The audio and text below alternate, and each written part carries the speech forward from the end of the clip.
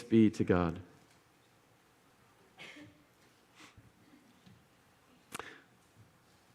I have had the experience many times in group building, bonding moments of doing trust falls. Anybody here done a trust fall before? Okay. It's really a simple concept. You can do them in a variety of ways, right? You can kind of stand and lean back and somebody behind you catches you. Or there's like the next level where you go up on a little platform and a group of people stand behind you and you fall back and they catch you. Really kind of a neat, actually, it is a fun experience. If you've not done it, it's pretty fun. Anyway, I have a little video I want to share with you that kind of puts that in perspective of a group bonding experience around trust falls. Would you play that for me?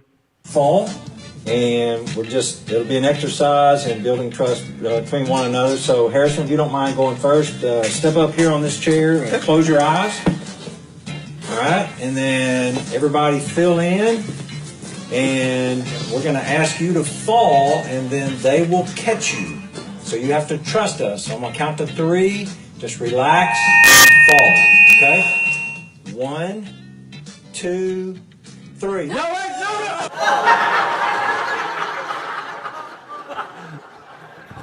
So good.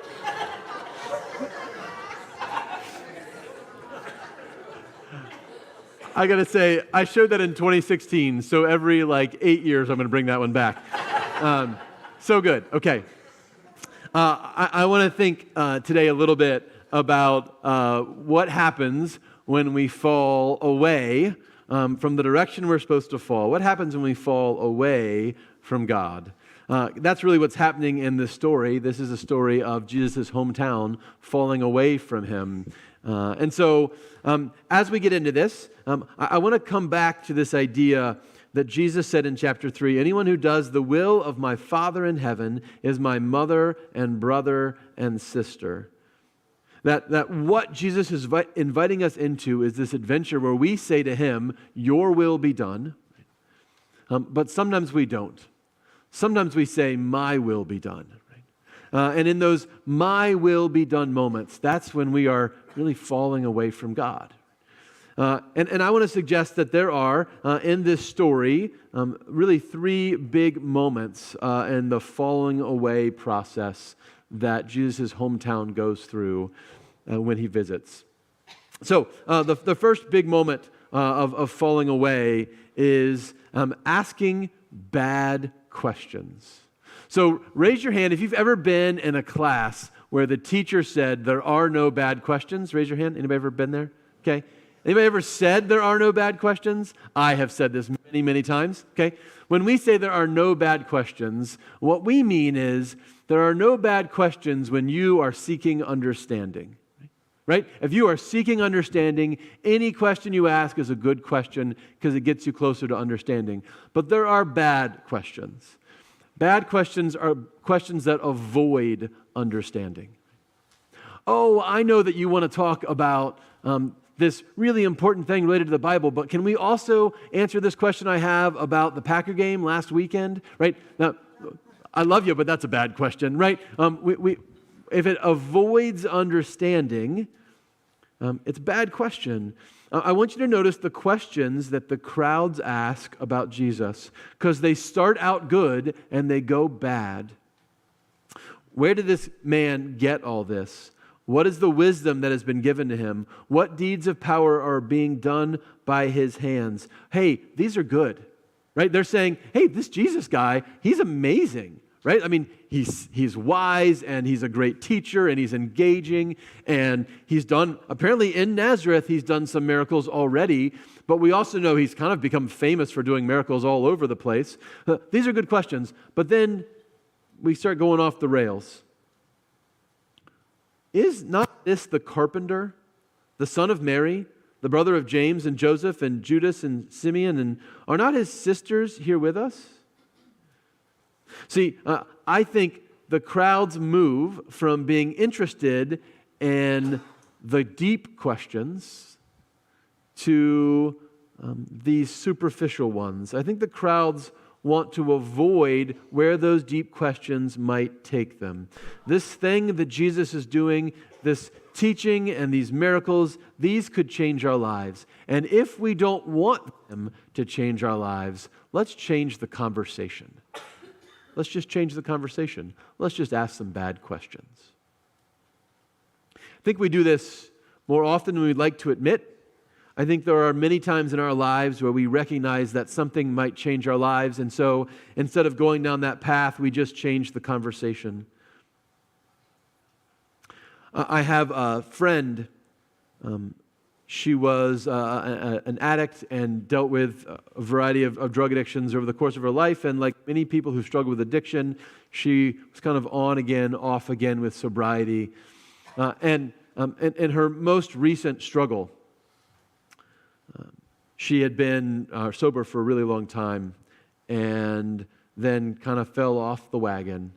And as people around her said, hey, we're really concerned about you, and we really think that this path is deadly dangerous for you. We want to bring you back to where you've been. She kept changing the conversation. At one point, she and I were talking, and I said, hey, I will do whatever it takes to get you help. Like if it's you need sober living center, I'll get you in. If it's you need a place to detox, I'll make it happen. Whatever you need to get help, we'll do it. And she said, yeah, but you know what I really need? What I really need is a car. I said, what do you mean you need a car? She said, well, if I had a car, then I could, get to job interviews, and I could hold down an apartment, and I wouldn't have to stay with these people, and I could get out of bad situations, and I could sleep in my car if I didn't want to sleep in someone's house, and if I had a car, it would solve all my problems. And I said, I don't think that's true.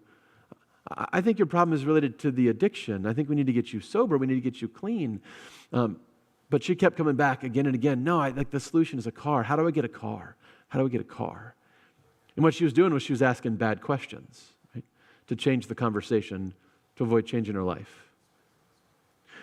We do this all the time. We do this. We know, for example, that social media, and especially excessive social media use, is directly linked to loneliness and depression and anxiety and higher rates of suicide and self-harm. And we know this, and yet we say to ourselves, yeah, but I can't scale back because what if I miss out? Well, what if I miss the connections that I have through all of my social media stuff? That's not the right question, right? The reality is it's not making us connected, it's making us more isolated. And we say, yeah, but I just want to change the conversation because I don't want to change my life yet. I'm not ready to cut that out of my life yet. I just want to keep going to Facebook and hoping that maybe the next time it'll make me feel better instead of worse. Maybe the next time I'll see somebody else's life and think, wow, their life isn't picture perfect online. And so we just keep going back, and we're shocked that we ask the wrong questions and we don't get better. We do this with what we buy. We do this with just issue after issue in our life. Henry Cloud, one of my favorite leadership speakers, has done a thing I've shared with you before. He talks about the wise man and the fool. And he says, the wise man is one, in the Bible, the wise man is one who sees the light and adjusts his life to the light. And the fool is one who sees the light and adjusts the light to his life. Says, I see the truth, and I will change it to fit what I already want to believe.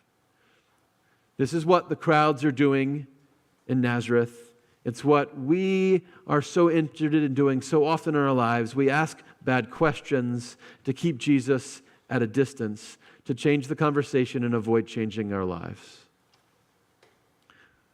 That's the first thing that goes wrong in this story. The next thing that goes wrong in this story happens immediately after it. We're told that after they ask all these questions, is this not the carpenter, the son of Mary, the brother of James and Joseph and Simon and Judas, and are not his sisters here with us? Then it says, and they took offense at him. They took offense at him. The Greek word is they were scandalized by him. He's a scandal. Right? This is a really interesting moment. Because it seems like this could go a different way. It seems like maybe Jesus could go to his hometown, and these people that doubted him, and maybe even his family that was wandering around thinking, maybe Jesus, you shouldn't be doing this, maybe when he came to their hometown and he preached there and he did miracles there, they'd say, oh, wow, we get it. Like, now we get it, Jesus. We want to be your biggest supporters. But instead, they are scandalized by him. They're offended by him.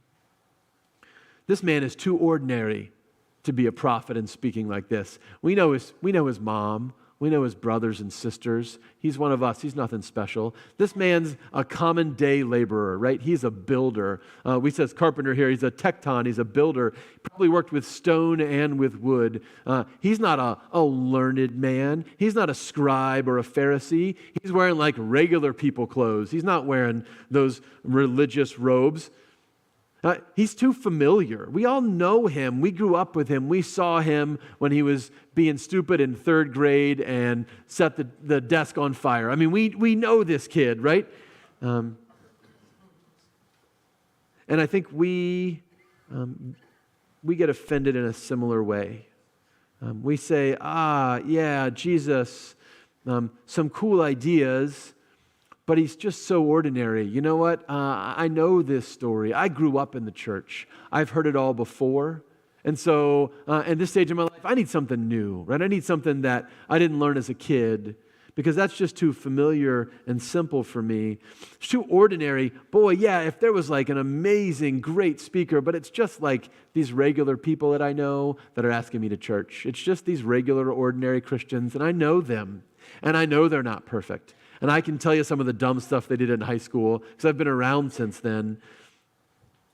And you know what? Maybe it's just all a little bit too easy. Maybe it's all just a little bit too simple. And you know what? I need something a little more sophisticated for my salvation. And we just get offended by Jesus. One of my favorite stories in 2 Kings is the story of Naaman the Syrian. So short context, Naaman is a general for a foreign nation, the nation of Aram or Syria. And they are antagonistic towards Israel at this time, to the northern kingdom of Israel. But Naaman has leprosy, and he hears that there's a prophet in Israel who can cure people of leprosy. So Naaman leaves his country. He gets a letter from his king. He goes to the king of Israel with his letter, and the letter says, please heal my favorite general. And the king freaks out. Right? Like, I don't have the ability to do this. He rips his clothes as a sign of grief. And he thinks, hey, this is going to be casus belli. Right? We're going to end up going to war with Aram over this stupid guy and his leprosy, because how am I supposed to fix this? And then Elisha hears that this guy Naaman has come to court. And Elisha says, stop freaking out. Just send him to me. I'll take care of it. Oh, God will take care of it through me. So Naaman goes to meet Elisha. He comes with servants and all this wealth and stuff. And he's ready to pay any price and accomplish any task, to go through any ordeal or any trial that he might be asked to go into and do. And in the midst of his preparations, Elijah says, hey, go take a wash in the Jordan River. And Naaman's like, are you kidding me? Like, I was going to do all these amazing things. I was ready to climb any mountain. I was ready to fight any enemy. You want me to take a bath? Like, I got rivers in my country that are just as good as your rivers. Like, this is stupid. And Naaman takes offense, and he leaves. And as he's traveling home, in his indignation, in his offended heart, his servants look to him and say, hey, you know what? If he had asked you to do something really hard, you would have done it, right? If he had asked you to pay all that money you brought with you, you would have paid it, right? Why don't you just jump in the river, man? Like, what's the big deal? Naaman changes his mind and his heart. He goes and he washes in the river and he emerges clean. And it changes his life. And I come back to that story of Naaman so often because I think, boy, I get offended so easily. I get offended so easily, sometimes even about the things of faith. Boy, that was a great sermon, but there was that one line that just stuck with me, that bugs me. And so I can't get past it. That's the one thing I can remember. Boy, it was a good conversation with my spouse, but there was that one detail that I got right and she didn't. And until she gets it right, we are not moving forward. Boy, I really want to honor my father and my mother, but you know what? They just aren't listening to me, and so they don't get it, and so I can't. And we just harbor these hurts, and we find excuses to be offended with each other and with God. We had a whole 6-week class on the power of an unoffendable heart because it's such a critical concept in the story of the gospel. If we are offended by Jesus, it is an excuse to not have to come to know him. As being offended by my family is an excuse not to have to reconcile or to admit my fault. The scandal of the gospel is it is offensive. This is almost too easy. It's almost too ordinary. You don't have to climb a mountain. You don't have to pay a fortune. You just trust in this man, Jesus, and he takes care of all the rest. And yet sometimes that simplicity itself is all the offense we need to fall away from him. So in this process of falling away from Jesus, we can ask bad questions to avoid the conversation. We can get offended. We can be scandalized to avoid having to change. And then finally, we get to the end result of that journey. We get to this idea of unbelief.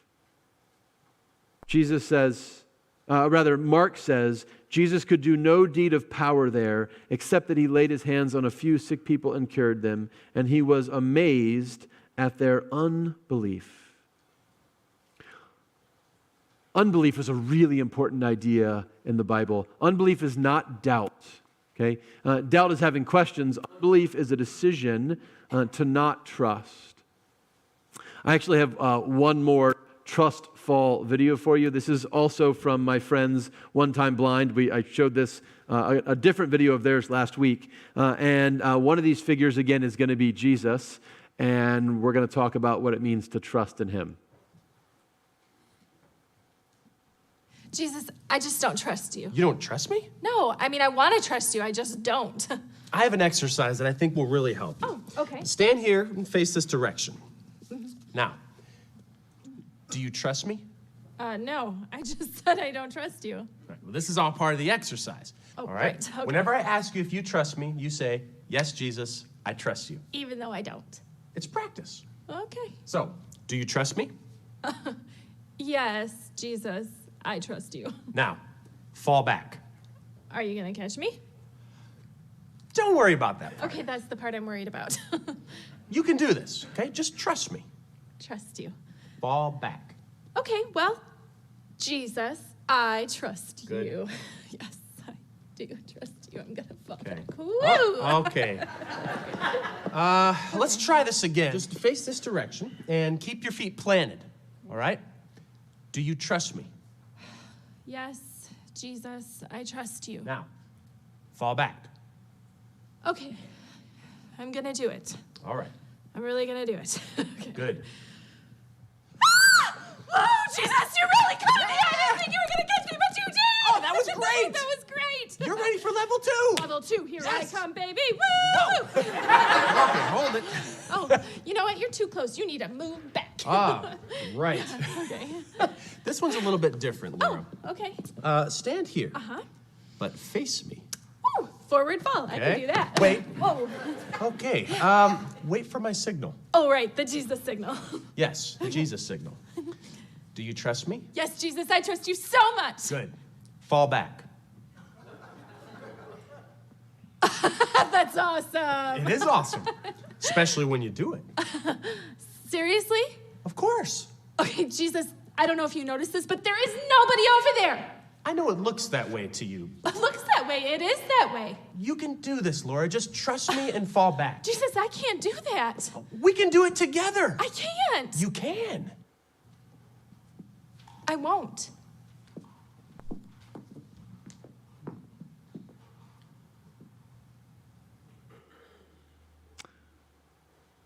A couple of things I want you to notice in that video. The first one is that doubt and unbelief are different things.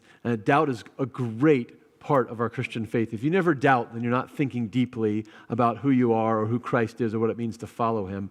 Doubt is, hey, Jesus, there's no one back there, right?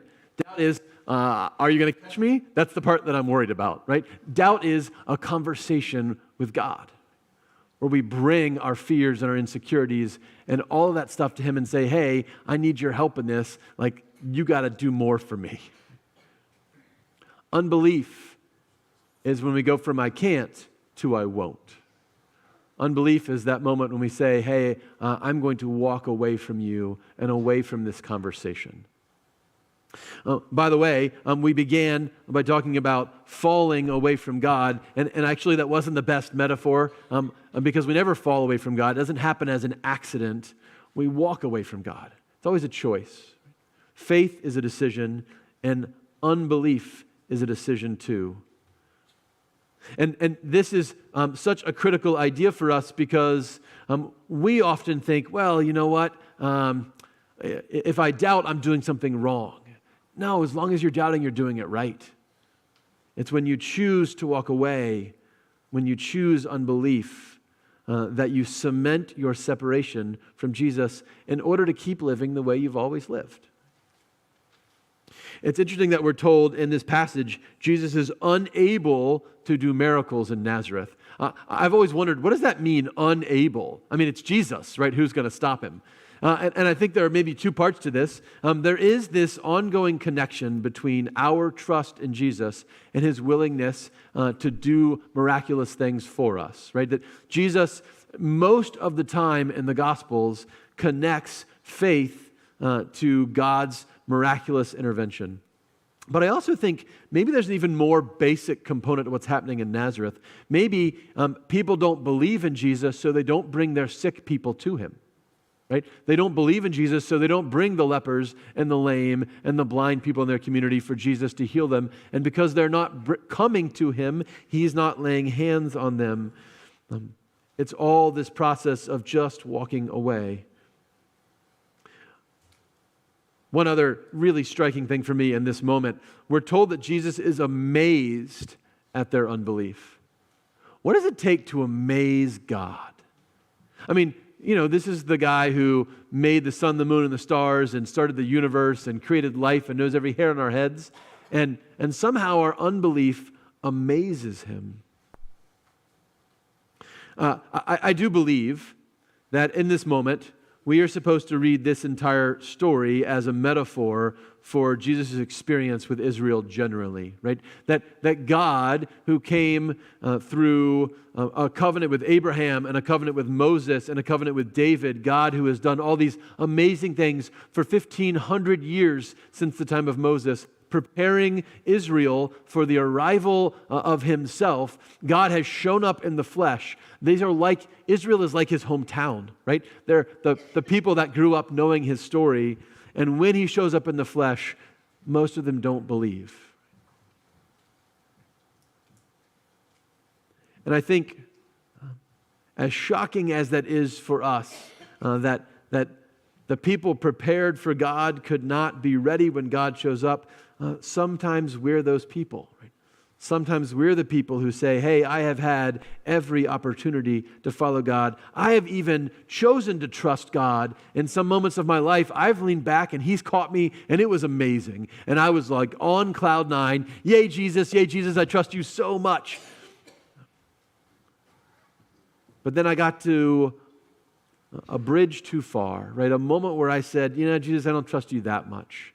Jesus, if that's what you want from me, I'm not going to fall away from you. I'm going to walk away from you. This is the sad trajectory of this story. It's a series of bad questions and offended hearts that lead to walking away from God, that lead to this unbelief. The good news of this story, actually there's two parts to it. The first part of good news is that we are not the people of Nazareth. Right? First part of the good news is that we know who Jesus is and what he's done for us, and we have the opportunity to respond differently. We can respond with good questions. We can say, Jesus, what does this mean for me in my life? How am I going to live differently knowing what you've done for me today? And Jesus, how do I let myself be unoffendable because I'm so in love with your story that who you are is more important than who I thought you were supposed to be. And how do we say, Jesus, I'm going to trust you even when I don't understand, even when not all my doubts are completely answered. I'm going to bring them to you and I'm going to trust that you can handle the stuff that I can't. That when we do all that, we get to be Jesus' mother and brothers and sister. We get to be his family because we want his will to be done in our lives and in our world. The other piece of good news here is a question. I think it's a good question. Why does Jesus go to Nazareth? It's Jesus. He knows what's going to happen. Jesus knows that he's not going to have a warm reception. Jesus knows that when he gets there, his friends and family are going to poo-poo on him, and they're going to say, oh, you're nothing special, and they're going to be offended by him. He knows it's not going to be his most successful. Why does Jesus go to Nazareth? I think part of the answer is he just won't give up on us. That this is the character of Jesus and the character of God. God will not give up on us. This is the story of the God from the whole Old Testament to the New Testament to today. God keeps showing up. He will not stop. Even when we walk away, he remains faithful and constant. One of my favorite songs is a song by Rich Mullins called Surely God is With Us. I'm not going to sing it for you. Which makes you sad. But I just want to read it to you because I think it captures this incredible inflection point where we are asked if we will ask good or bad questions, if we will be offended or unoffendable, if we will have faith or unbelief, and what happens next. Rich says, well, who's that man? Says he's a prophet. I wonder if he's got something up his sleeve. Where's he from? Who is his daddy? There's rumors he even thinks himself a king of a kingdom of paupers, simpletons, and rogues. The whores all seem to love him, and the drunks propose a toast, and they say, surely God is with us. Surely God is with us. Surely God is with us today. Who's that man? Says he's a preacher. Well, he must be. He's disturbing all our peace. Where does he get off? What is he hiding? Every word he says, those fools believe. Who could move a mountain? Who could love their enemies? Who could rejoice in pain and turn the other cheek and still say, surely God is with us. Surely God is with us. Surely God is with us today. Blessed are the poor in spirit. Heaven belongs to them. Blessed are those who make peace. They are God's children. I am the bread of life. I am the way. You hear that man? Believe what he said? Tell me, who's that man? They made him a prisoner, tortured him, and nailed him to a tree. Was he so bad? Who did he threaten? Did he deserve to die between two thieves? See the scars and touch his wounds, his risen flesh and bone. Now sinners have become the saints, and the lost have all come home.